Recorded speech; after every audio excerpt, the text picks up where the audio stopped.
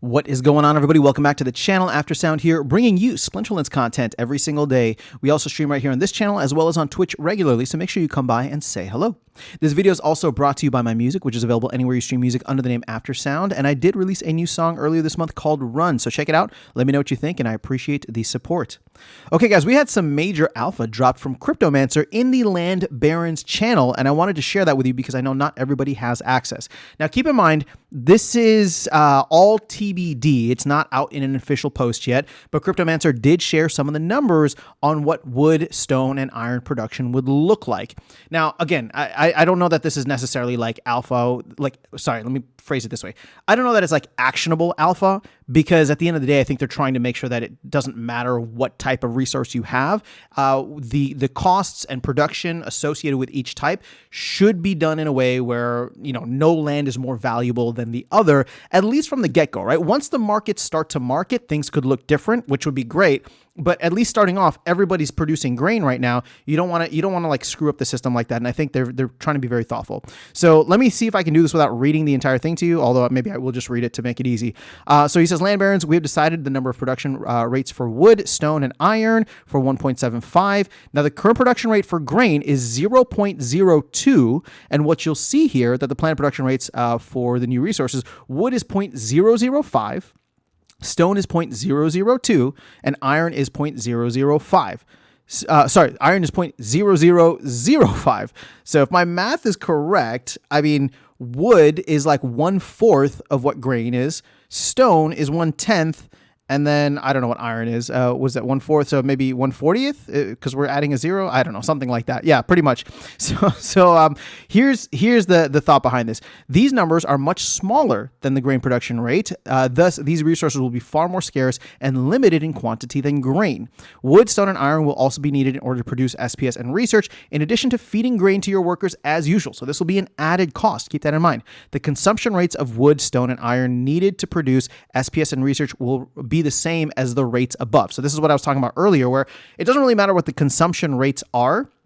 I'm sorry, it doesn't really matter what the production rates are or them being different, because the consumption rates, at least for 1.75, are going to be the same, right? So if you're producing wood, or actually, let's put it this way. If you're producing iron, for example, you have something that's super scarce, and you should be able to trade any extra iron that you have for whatever else that you need, right? Whether it's grain, well, everybody's going to need grain, so that's going to be important, or any of the other things there. So let's see what else he has. That means when you harvest SPS or research, for every 1 production point per hour toward the harvest, you will need to use up to 0.005 wood, 0.002 stone, and 0.0005 iron. Thus, these resources will be consumed at the same rate they are produced, all else being equal. And then he gives an example here of a 5,000 pp research plot. You'll need 5,000 pp worth of wood, stone, and iron to match. And of course, you'll need grain to feed your workers. And then what I said in the beginning, right? Usual disclaimers apply here. As this has not been released yet, the numbers remain subject to change and are not considered finalized. And he did go back and forth a little bit, but I don't think there was anything that was like super alpha. So let me just stay here with this and kind of give you my thoughts. Again, at the end of the day, none of this really matters in the sense of 1.75. I do wonder if things may change in the broader perspective once we see. But like I said, it's so difficult to tell what markets are going to do when markets start to market, right?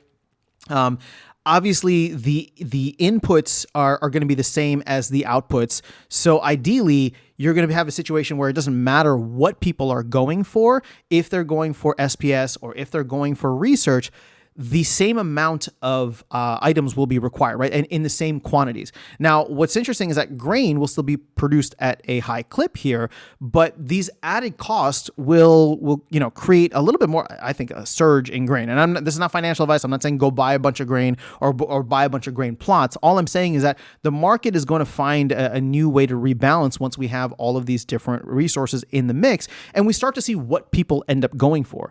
Because obviously, there's only a certain amount of plots that can produce grain, and my assumption is that people are going to try to maximize those, and we'll see if there ends up being a lot of grain left over from the previous phase of this, right, 1.5, where we may not even see a massive shift in like the overall value of grain for a long time. Again, it all depends, but at least for the new items, they will be super scarce.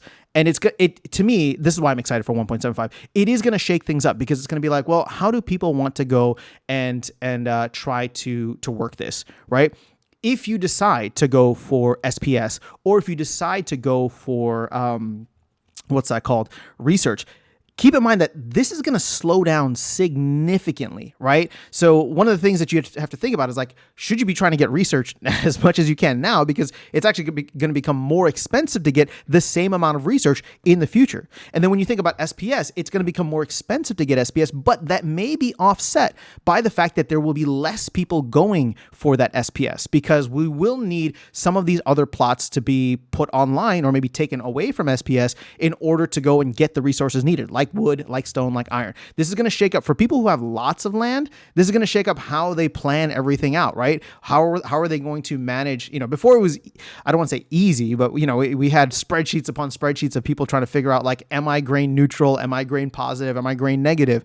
Well, now with, this is literally 4 times more complicated than that. And it's, again, I think it'll be fun for people that are participating in land. I have not bought any of the extra land that I was looking to do so yet. I still am. And stuff like this gets me excited because obviously I want to create, a little fun little land business here in the world of Praetoria. But let me know your thoughts in the comments below. Very curious to hear how the community is going to receive this. And keep in mind, the tentative launch date for land is sometime in the month of March. So with me recording this at the end of January 26th to be exact, I mean, hopefully less than 2 months away, which is kind of exciting. So that is all I have for you guys in this video. Let me know your thoughts in the comments below. Otherwise, I'll catch you all in the next one and see you around the game. Take care.